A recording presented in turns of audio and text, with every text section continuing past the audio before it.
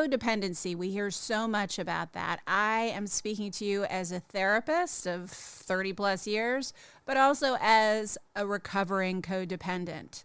And codependency is an addiction. It is a lifetime of recovery and working on yourself and staying conscious. Because the basic essence of codependency, like many issues, whether it's narcissism or any other kind of addiction, quite frankly, it comes from a traumatic childhood. And it's typically, the codependent was typically raised by an addict or a narcissist, or experienced significant emotional abuse or neglect or physical abuse. Typically, the codependent is a parentified child, meaning that they had a lot of responsibilities emotionally and sometimes even quite literally for taking care of the parents instead of the reverse. And as a result, in love, in relationship, the stakes feel extremely high. The fear of abandonment controls everything.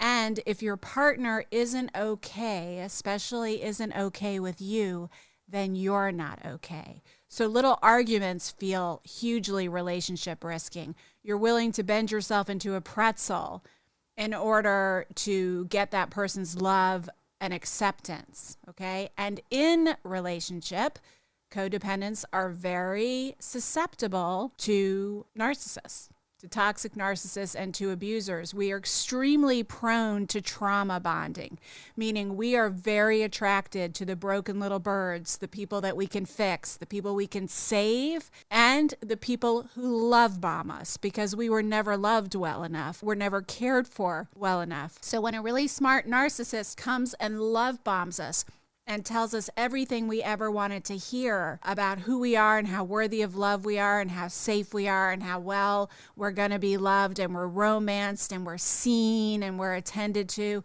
That is that's seductive for anyone, but that's extremely seductive to the codependent.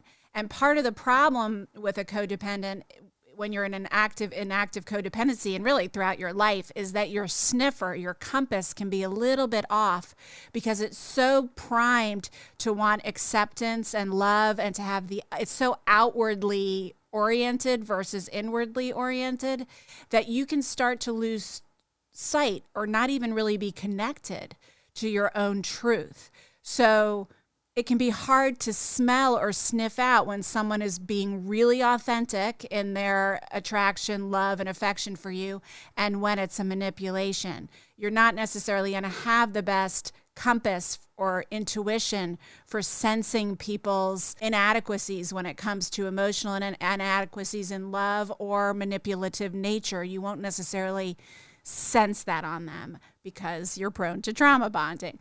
So that's something that you have to be really aware of, okay? Doesn't mean you can't have amazing love, but it is so worth getting into recovery, and it's extremely important to be conscious, especially when it comes to those higher stakes relationships. If you want to learn more about how to heal from codependency, make sure you watch my video on that topic.